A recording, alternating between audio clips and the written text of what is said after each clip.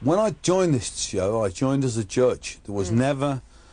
I never wanted to make any money out of the winners, okay? That wasn't my idea. There are 2 or 3 kids in this show I would love to work with. Will being one of them, Rosie Ribbons being the other.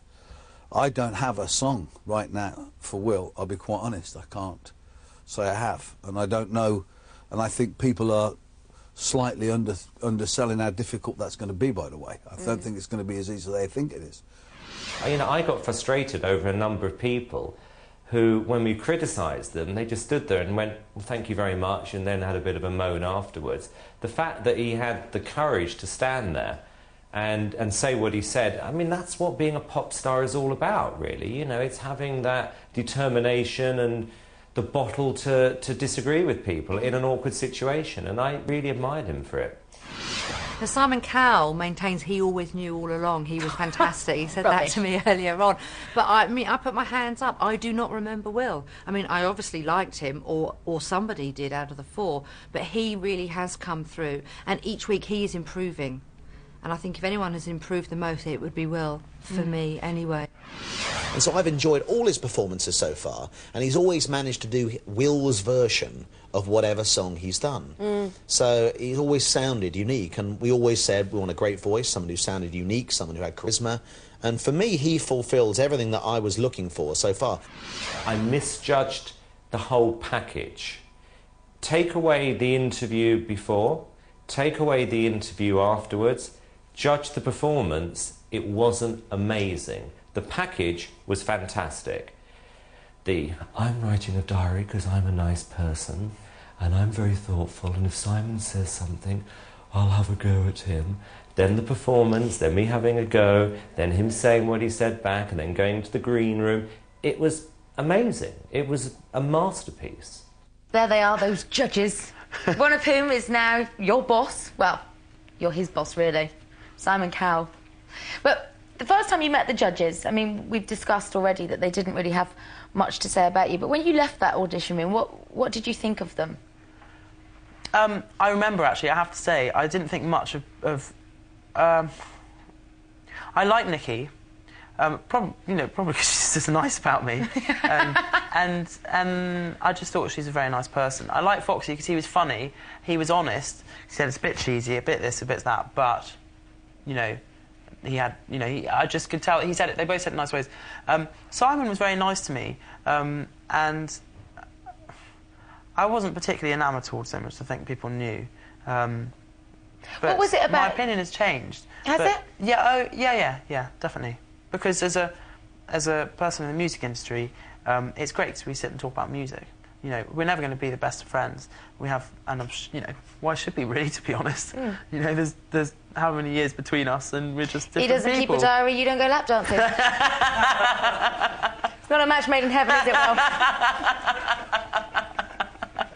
Fantastic. But what was amazing on the night that you won, I mean, he was stunned by the result. He was stunned. And he came in here, and the one thing that we were talking about is he said, you know, well, I'm not going to be able to boss him around. And in many ways, he has met his match with you. Is that something that you've had to concern yourself with? You know, it's... I mean, I don't know how much we will be working with him. I'll be working with him. But, you know, I won't see him as much as actually Nikki, who's managing me, and the managing company at 19.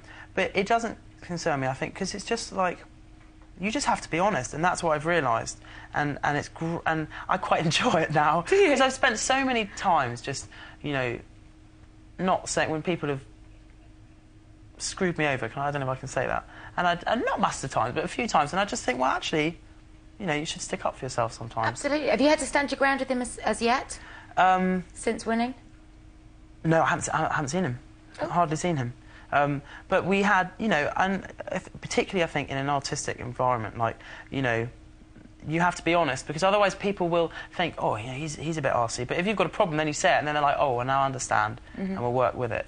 Yeah, and I remember saying, you know, with Evergreen, the single, you know, it showed it on the TV. I was like, you know, I'm just trying to find a way to get in there, and once I get in there, I'll be fine. And make it your own. And make it my own, consistently, week after week. Well done. Yes. Nick Chapman. 2002. Copyright off.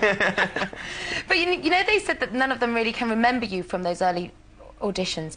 But somebody, certainly amongst the four of them, must have been batting your corner for you to get through. So who do you think that was? I don't know, you know. I think it was Foxy. You reckon? I don't think it was Pete. But Pete loves you now. Yeah, oh yeah, I mean, I love Pete, and he's given, to be honest, the best compliments out of the lot. I mean, really, and they mean so much. They all mean a lot, but... What was your favourite comment from the judges? Yeah, it was the first week of the last 10. Because, you know, I finished, and it got to... The first two were really nice.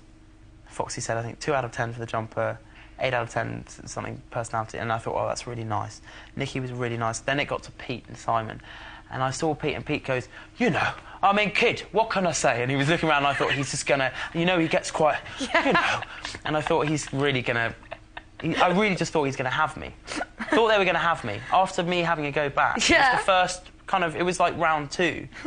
And then he just said, you know, I think you're fantastic. And I just thought, yes. And then Simon said, you know, you didn't have to say it. He said, you know, you humbled me, and he apologised. And I remember looking him in the eye and saying, well, that really means a lot, because it did. He didn't have to say it. You know, he could have carried on, you know, being whatever. Well, lots of people took their lead from you. Lots of people then found the courage to what we have now termed to go up there and do a Will. So here they are, a montage of some of our final 50 and 10 doing a Will. Brilliant. You come here and somebody's going to offer to give you £2 million, and the first question you ask is, can I write the songs? The answer is no. No, I didn't say that.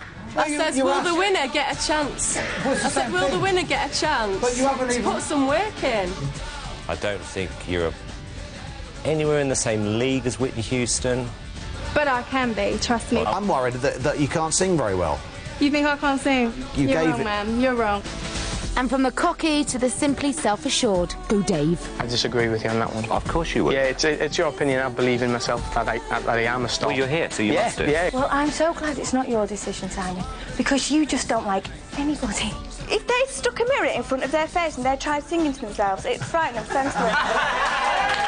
And if you really want to object, practice on a dummy first. There's Sally's boyfriend. I'd hate to be sacked by the Spice Girls. That's one. Right, well, that's Simon Fuller. Cowell. He's not. No, Simon Cowell's nothing to do with the Simon Spice Cowell Girls. was manager at one time. No. And it can get heated. That Nikki and Dr. Fox went absolutely super. We'll see you in London. And then the other two went, oh no, wait a minute. Yeah, we're not happy. No, they're divs and you're crap. Yeah. Some even get physical. I'd just like to offer Pete out if you wanted to have a scrap, because he said outside. Because you said out there, anyone else who sings Anastasia, you'd hit him. And I want to see you do it to me. You actually thought? Yeah, I knew you meant it, and I knew you meant it, and you meant it to frighten people. I honestly didn't do that. No. You don't really believe that. Fair enough. You don't believe that. See you later. But the real contenders managed to say it with style.